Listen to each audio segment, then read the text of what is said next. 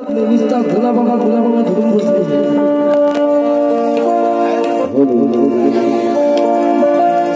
आता आपल्या समाजातले बरेचसे कलावंत आदर समाजाचे कार्यक्रम करतात. भागवतात म्हणा, ऑर्केस्ट्रा म्हणा वगैरे वगैरे. आता बाकीचे जे आपले कलाकार, आता ही यायचे कलाकार वाजवत नसतील तर दुसऱ्या कार्यक्रम आवाज बरोबर नाही आहे की नाही. वाजवताना कलाकाराला जात नसते, नुसते गुना बाबा जाऊ दे गुना बाबा. मिशनचं काम करणं.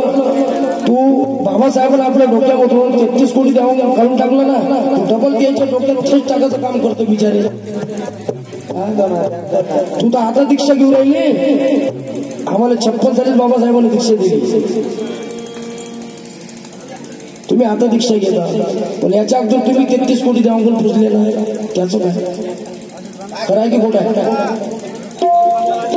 कराय की खोट आहे ना बा. आणि राहायला गुलाबाचा विषय, गुलाबाबाचे गाणे म्हटले म्हणजे मी बाबासाहेबांचे बेमान नाही हो. माझे आई वडील इतके स्वाभिमानी आहे.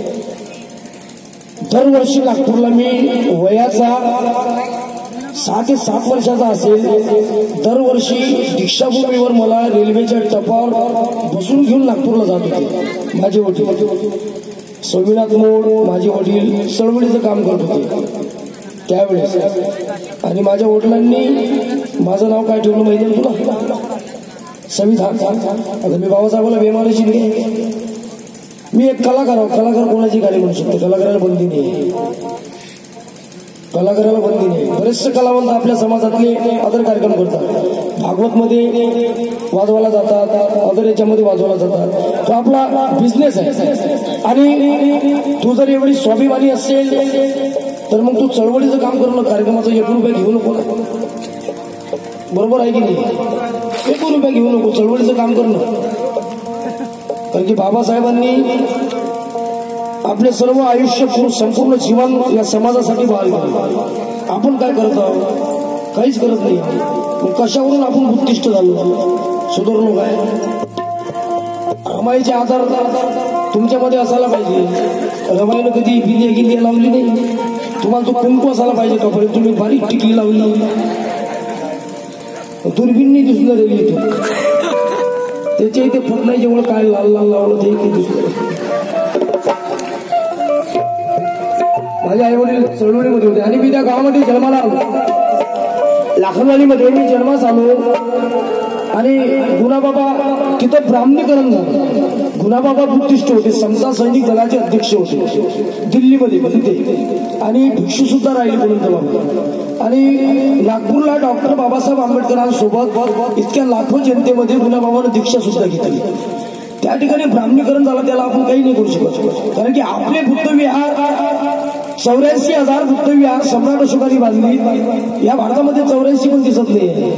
बऱ्याचशा बुद्धविहारावर इथल्या ब्राह्मणी लोकांनी कब्जा केला. त्या ठिकाणी ब्राह्मणीकरण केलं. त्याचे आपण दोषी नाही आहोत. आणि नुसते कलाकार, माझा विषय आला, दुसऱ्या विषय सापडत नाही ना, भेटतच नाही, जमतच नाही आपल्यासोबत. तलवारच घासून आहे एकदम.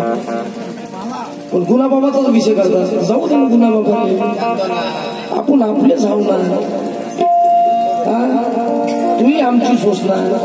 आणि बौद्ध धर्माची दीक्षा घेता म्हणते आपण. महाकारुणिक तथागत भगवान. कारण की त्यावेळेस जाती नव्हत्या, एकच जात होती बहुजन. त्यावेळेस तर सर्वच आपण बुद्धिस्ट होतो. जाती तर तुम्ही काढलाय. जातीची विश्लेषी इथल्या ब्राह्मणांनी करली.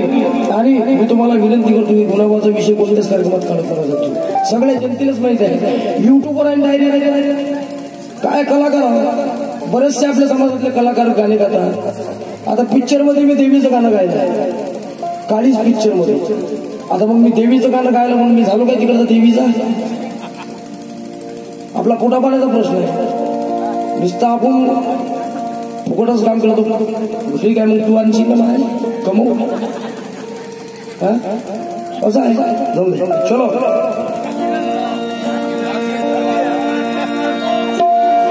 फार सुंदर रमायचा विषय आपल्या समोर सादर करतोय.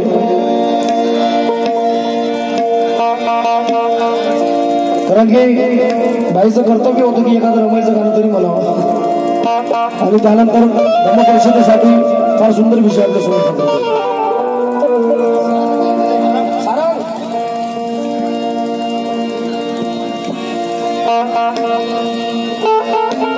आणि सकाळी 8 वाजेपर्यंत कार्यक्रम आहे बसले पाहिजे नाही मेजर साहेब 8 वाजेपर्यंत बाबा असा